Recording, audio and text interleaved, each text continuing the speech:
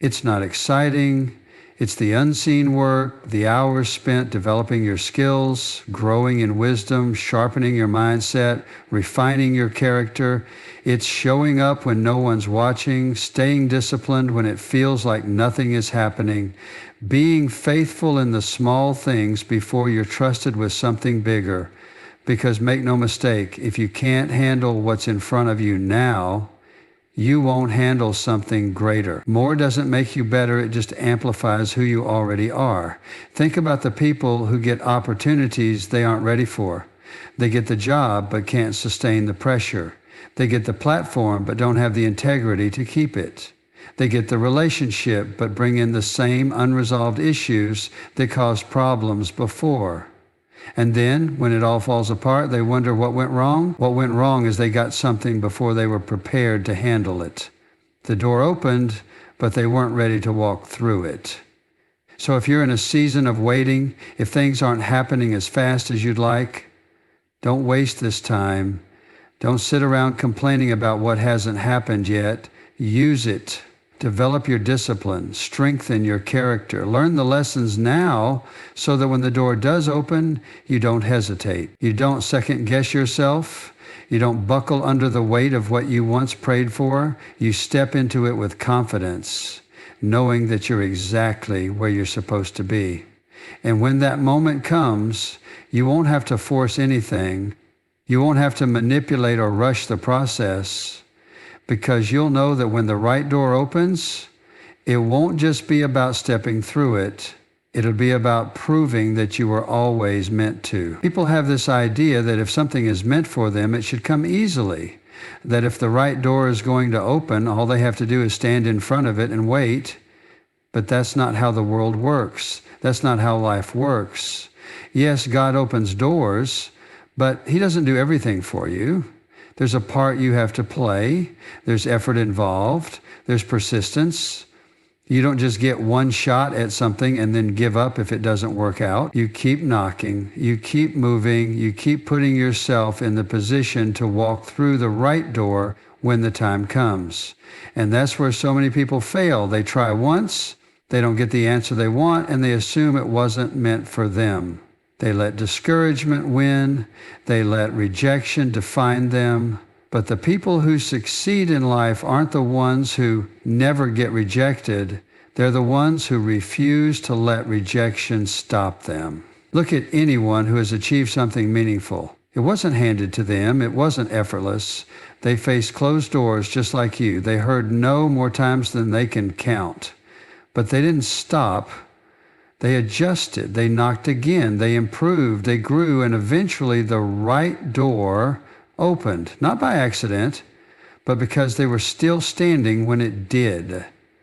And that's what most people don't want to hear. They want it to be easy, they want one try to be enough. But persistence is what separates the people who live with regret from the people who see their breakthroughs. It's the difference between wondering what could have been and stepping into what is. And here's the truth. Sometimes you'll knock on a door that looks perfect and it still won't open. And when that happens, you have two choices. You can walk away defeated, or you can realize that maybe it's not a no, maybe it's just not yet. Maybe it's not a rejection, but a redirection. And if you walk away too soon, if you give up at the first sign of resistance, you might miss what was always meant to be yours. But this isn't just about persistence for the sake of persistence.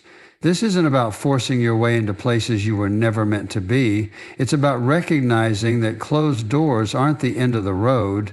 They're checkpoint. They're tests.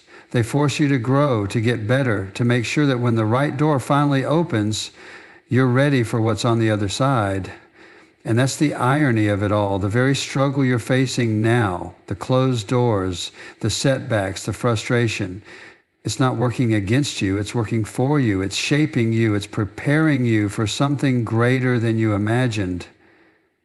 But you'll never know that if you quit too soon. So keep knocking, keep showing up, keep believing that just because a door hasn't opened yet doesn't mean it never will.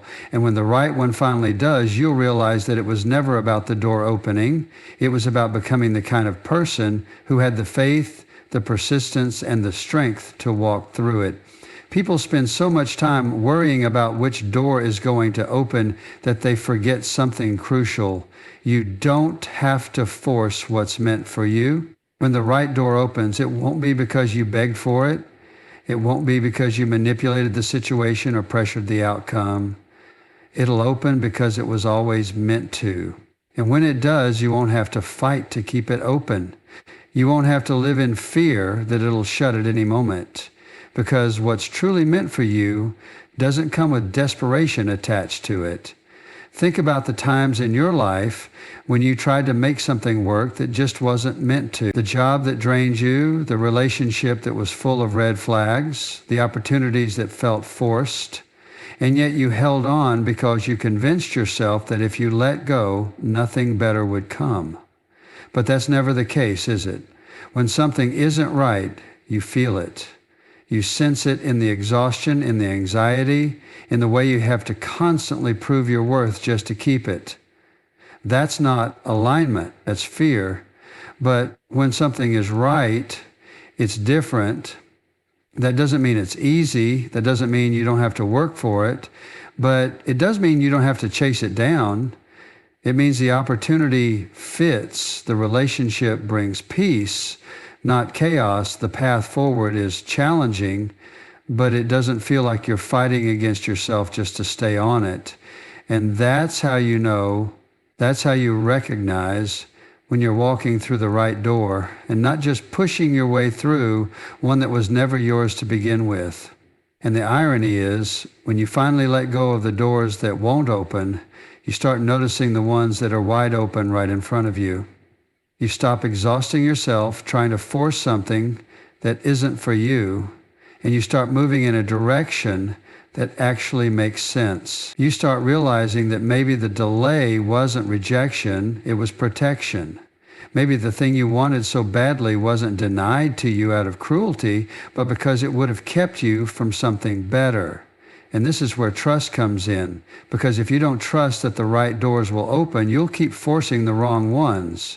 You'll keep settling, you'll keep knocking on places you were never meant to be. But if you can take a step back, if you can stop trying to control every outcome, you'll see that what's meant for you has a way of finding you.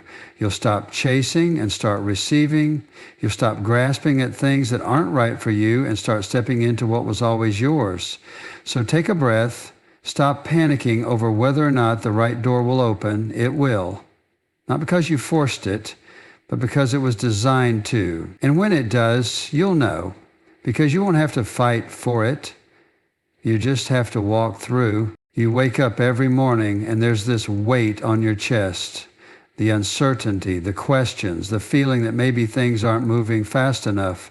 Maybe you've been praying, hoping, working hard, doing everything right, and yet the door you so desperately want to open remains shut. It's frustrating. It can make you question whether you're on the right path, whether God is even listening. But here's what you need to understand. Just because you can't see things happening doesn't mean God isn't working. We tend to measure progress by what's visible, by immediate results. If we don't see the breakthrough, we assume nothing is happening. But life doesn't work that way. You plant a seed in the ground, and for weeks, maybe even months, you see nothing. Yet beneath the soil, something is happening. The roots are growing, the foundation is being set, and when the time is right, that seed breaks through the surface. That's how God's timing works. The process is happening long before you ever see the result. And here's the hard truth. We're not in control of that timing. You can't rush the seasons. You don't force winter to become spring. You don't demand the sun to rise earlier than it's meant to. You can prepare, you can position yourself, but you can't manipulate the moment of breakthrough. And that's where trust comes in. Trust is not passive. It's not sitting around doing nothing. It's a mindset.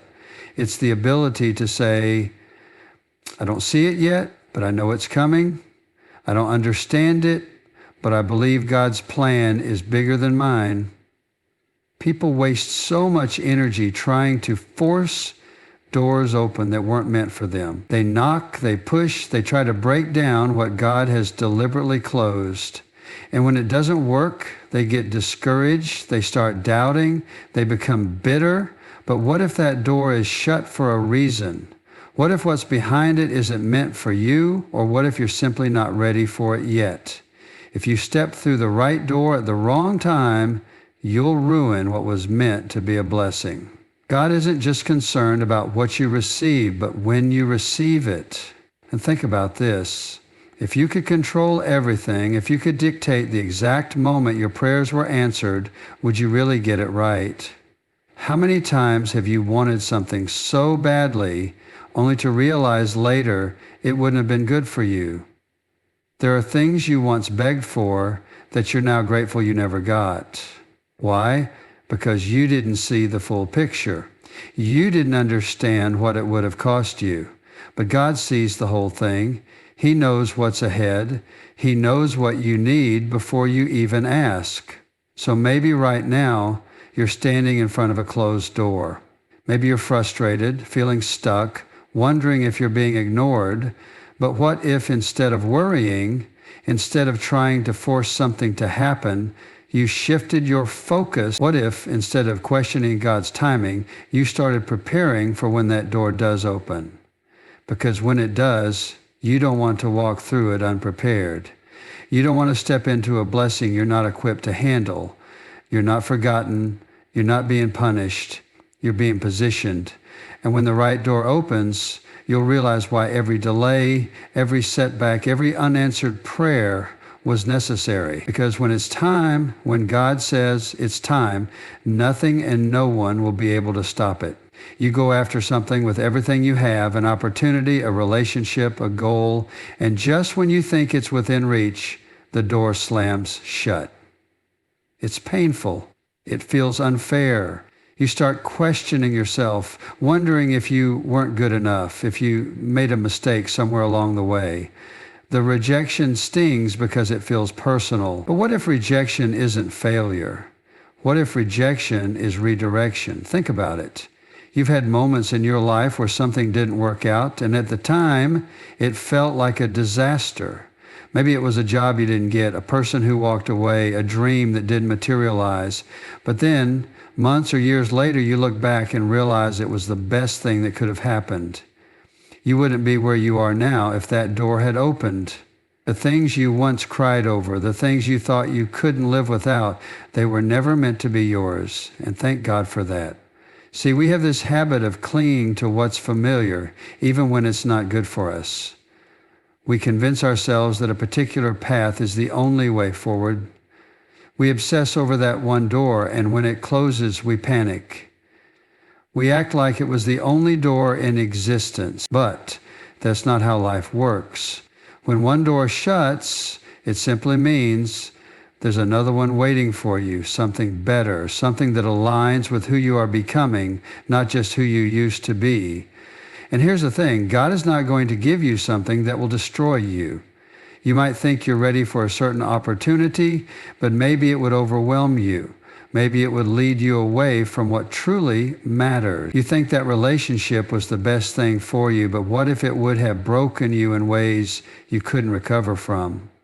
You think that career was the only path, but what if it would have made you miserable?